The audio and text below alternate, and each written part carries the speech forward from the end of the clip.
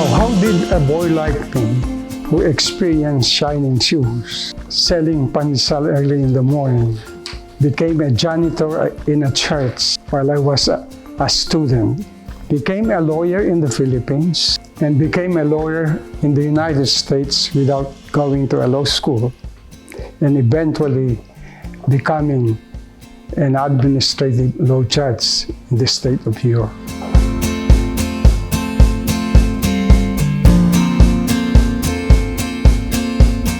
Alam niyo ba na kababayan nating Pilipino ang kauna-unang Asyano na naging Supervising Administrative Law Judge sa State of New York? Isang posisyon na may kapangyarihang maging hurado at hukom sa mga kasong administratibo. Magandang araw, ako si Joey Balasta. Samahan niyo ko sa pangbihirang super inspiring na paglalakbay ni Judge Tomas Rodriguez mula sa pagtitinda ng pandesal sa madilim at masukal na kalye ng Solano, Nueva Vizcaya, magiging abogado ng pamosong banda ng Beatles hanggang sa umupo bilang hukom sa Manhattan, New York. Dito lang yan po sa Profile Overseas Diaries.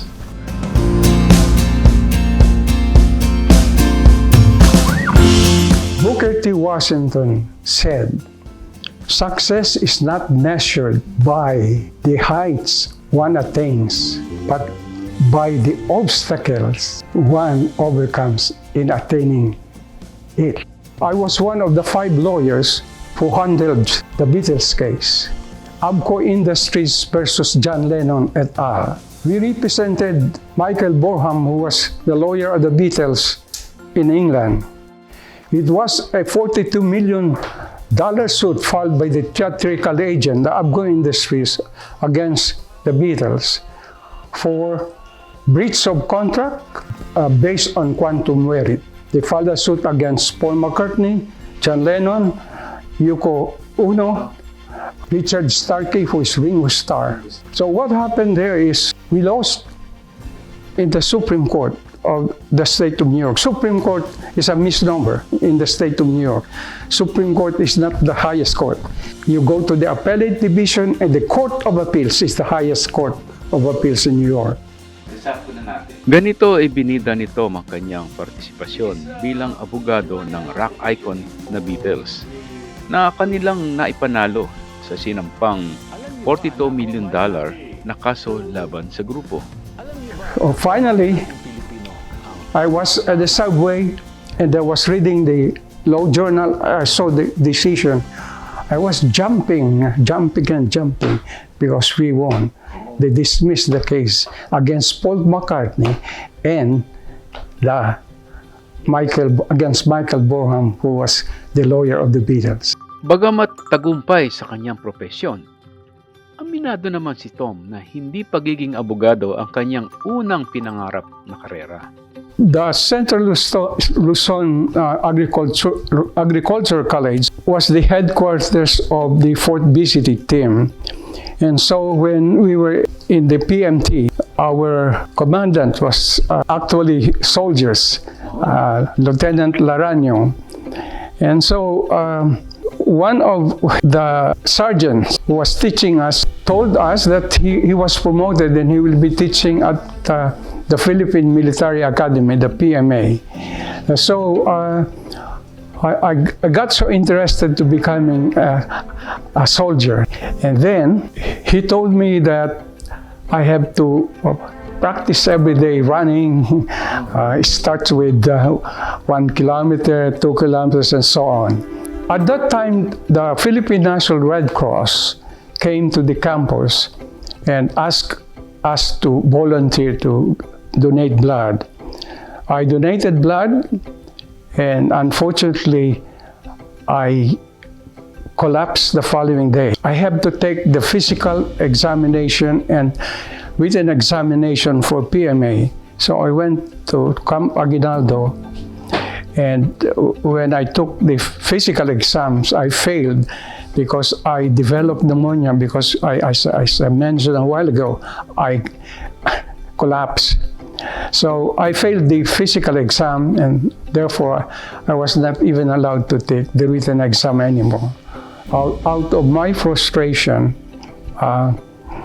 I said probably that I would follow what my co-students in high school told me, that probably I could be a lawyer because I was a participant in the I Speak for Democracy contest.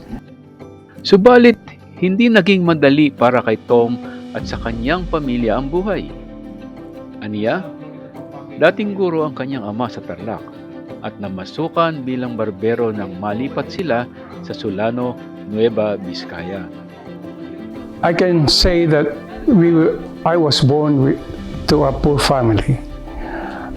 So I had to help my family when I was a child. I was a shoe sign boy, delivered and also sold newspapers and magazines like Manila Bulletin, Filipino Comics, Liwayway, Banawag, Philippine Free Press. I have the experience of waking up 4 or 5 in the morning, early in the morning, to sell pandesal around the town. At ito ang pumanday kay Tom para maging masigasig sa kanyang pag-aaral. While I was a student at the College of Law, University of the Philippines, I was employed as a proofreader and messenger of 2 lawyers' publication, the Philippine Tax Journal and Philippine Law Decisions. These are both publications for lawyers and accountants. So I was a working student.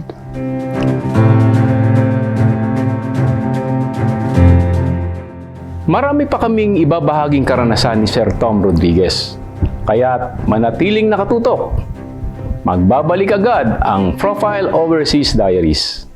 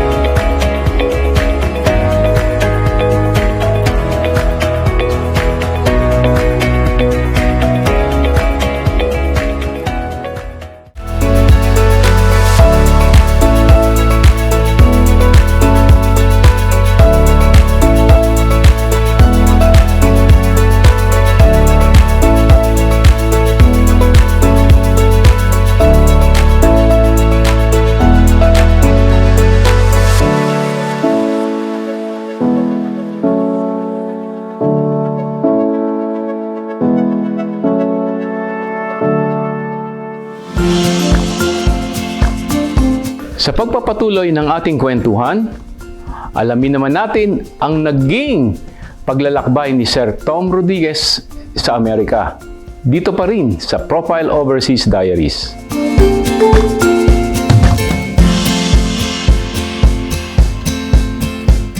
Bagamat isa ng ganap na abogado, pinagpatuloy ni Tom ang angking likas na talento sa paglalathala ng mga literaturang may kinalaman sa batas na siyang naging tulay para makarating siya sa Amerika.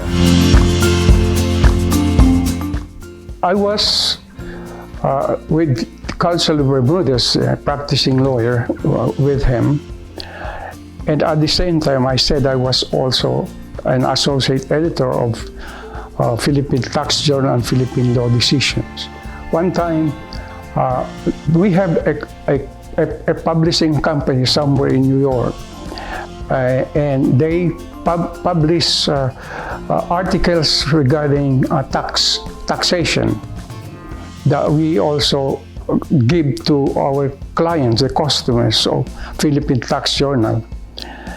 So I thought of probably going to New York to have contacts with them. And I got a visitors and business visa. Oh, that was the start. That was the start. I was only single at the time when I came to the US.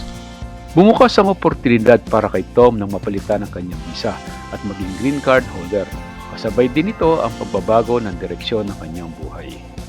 So I went to see Attorney Naral, Raymond Naral, and he said, "Who said that you cannot change it?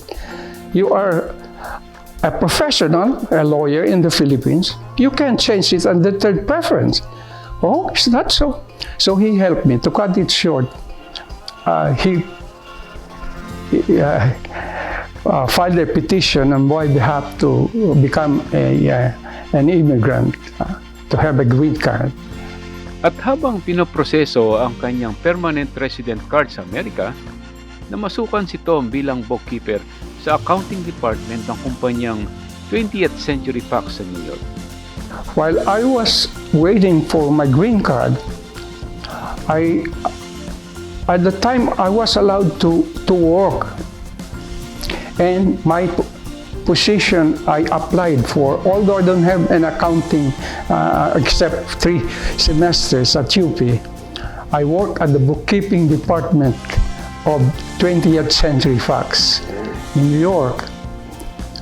When I came to know that there was a legal department, I went to see the chairman of the legal department of 20th Century Fox if I could transfer from accounting to the legal department. Subalit ang planong paglipat ni Tom sa legal department ng kumpanya ay nabago. When I was at the legal department, he mentioned that I could continue my education by going to Columbia University without paying any tuition if I am an employee of the university. Bagaman hirap at nakakaranas ng diskriminasyon, talagang pinagtiyagaan ni Tom ang pag-aaral. Dahil alam niya sa kanyang sarili, ito lamang ang susi sa pangarap niyang buhay. I said that in my mind, the only way that I could improve my economic condition in the United States is to have a diploma from an American university. So I stayed. Although I suffered so much because he's so difficult to deal with, I stayed so that I can finish my master's degree in government and education. And when I finished my master's degree in government education, there was an advertisement in the Columbia Spectator that they were looking for administrative assistant to the University Senate. The University Senate is composed of all the professors, assistant professors, and instructors at Columbia University. At hindi nga nagkamali sa naging desisyon si Tom. Siya ang kauna-unang Asyano na umupo bilang Administrative Law Judge sa State of New York. Bagay na hinangaan at naging inspirasyon maging ng ibang lahi na nagsusumikap para abutin ang kanyang naabot. To cut it short, I made it. I was the first one among Asians, the first Asians to become a supervising administrative law judge for the state of New York. Para kay Tom, kung hindi naging matatag ang pundasyong itinayo ng kanyang mga magulang, hindi niya mararating ang kanyang kinaroroonan sa ngayon. Bilang pagtatapos, ibinahagi ni Tom ang ilan sa mga susi ng tagumpay batay sa sarili niyang karanasan. My father used to tell me that in the Bible there is what they call a verse in Proverbs 22, I think verse 26, that's train up a child in the way he should go, and when he becomes old, he will not depart from it. Because I know that when a God closes the door, He opens another door, which is a better one.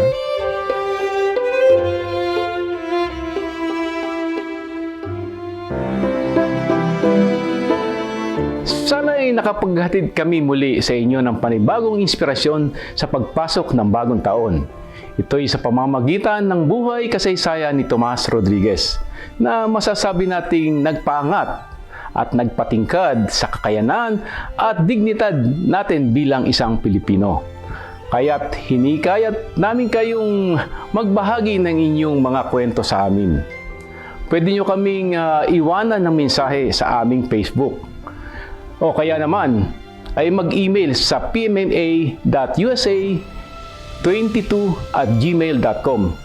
Huwag din ninyong kalimutan i-like, i-share, mag-subscribe at pindutin ang notification button ng aming YouTube channel para kung may bago kaming istorya, una kang makakaalam. Muli, maraming salamat.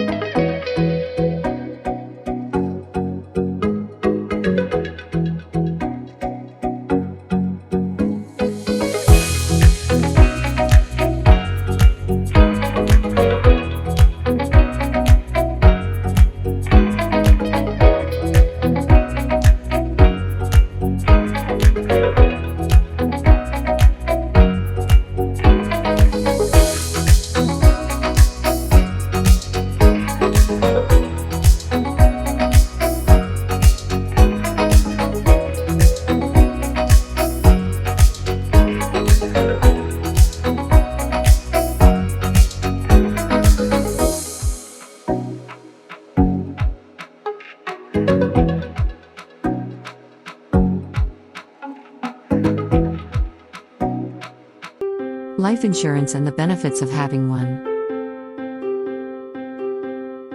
What is the definition and purpose of life insurance?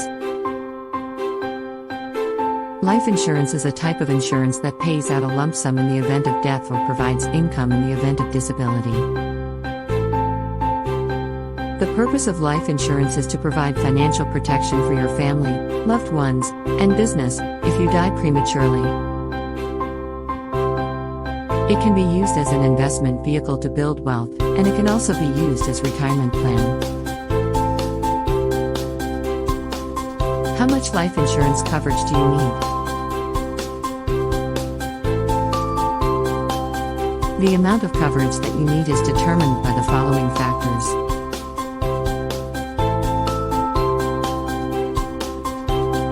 Your age, your health,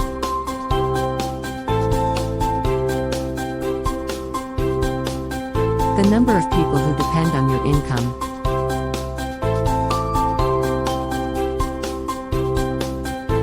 the number of people who depend on your life insurance payout.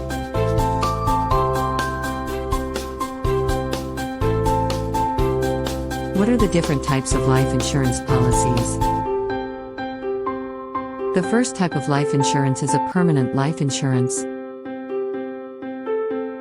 It offers a coverage for the entire lifetime but also pays cash that builds up over time as you pay premiums. This includes whole life, universal life, or indexed universal life. The second type of life insurance is term life insurance. It can be an annual renewable term or it can be termed for 10, 20, and 30 years. Term life insurance provides coverage for a specific period of time and pays a death benefit if the insured person dies during that period. Why is life insurance important? Life insurance policies provide financial assistance to you and your family members against unforeseen situations in life. It can fulfill your family's financial requirements. It can pay off loans, like mortgages, and other expenses. It can provide payment in case of illnesses and accidents. You can get loans. It also offers tax-free death benefits. Did you know that there is a life insurance that you don't need to die to use? This is called living benefits. Living benefits are accelerated benefit riders which offers the insured to receive a partial or full acceleration of life insurance policies if insured is diagnosed of a qualified medical condition. For more information, please contact your World Builders Alliance Blast Team agent. You can also email us for a free quote at boblast@gmail.com or send us a message at our Facebook page at World Builders Alliance Blast Team. Thank you and looking forward to assist you with your life insurance needs.